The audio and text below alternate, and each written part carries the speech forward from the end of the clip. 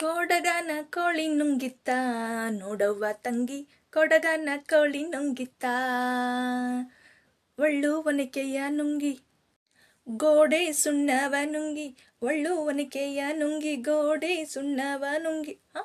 ಈ ಹಾಡನ್ನ ಯಾಕೆ ಹೇಳ್ತಿದ್ದೀನಿ ಅಂತ ಅಂದ್ಕೊಂಡ್ರೆ ಈ ವಿಡಿಯೋನ ಪೂರ್ತಿಯಾಗಿ ಕೇಳಿ, ಅರ್ಥ ಆಗುತ್ತೆ. ನಾವು ಒಂದು ಕವನ ಬರಿಬೇಕು ಅಥವಾ ಒಂದು ಏನೋ ಥಿಯರಿ ಬರಿಬೇಕಂತಂದರೆ ಎಲ್ಲ ಯೋಚನೆ ಮಾಡಿ ಸ್ವಲ್ಪ ಬುಕ್ಗಳನ್ನ ವೆರಿಫೈ ಮಾಡಿ ಅಥವಾ ಏನೋ ಒಂದು ಕವನ ಬರಿಬೇಕು ಅಂತ ಯೋಚನೆ ಮಾಡಿ ಬರೆಯೋಕ್ಕೆ ಹೋದರೆ ಏನಿಲ್ಲ ಅಂದರೆ 5 ನಿಮಿಷ ನಮಗೆ ಬೇಕಾಗಿತ್ತು 4 ಲೈನ್ ಬರೆಯೋದಕ್ಕೆ. ಆದರೆ ಇವಾಗ ಹಾಗಲ್ಲ. ಜಸ್ಟ್ ನಮಗೆ ಈ ಪ್ಯಾಟ್ರನಲ್ಲಿ ಈ ಥರ ಒಂದು ಕವನ ಬೇಕು ಅಂತ ChatGPT ಹೇಳಿದರೆ ಸಾಕು, ಒಂದು 20 ಎಕ್ಸಾಂಪಲ್ ಇಟ್ಬಿಡ್ತದೆ. ನಮ್ಮ ಕ್ರಿಯೇಟಿವಿಟಿ ChatGPTಗೆ ಹೋಗ್ಬಿಟ್ಟೈತಿ.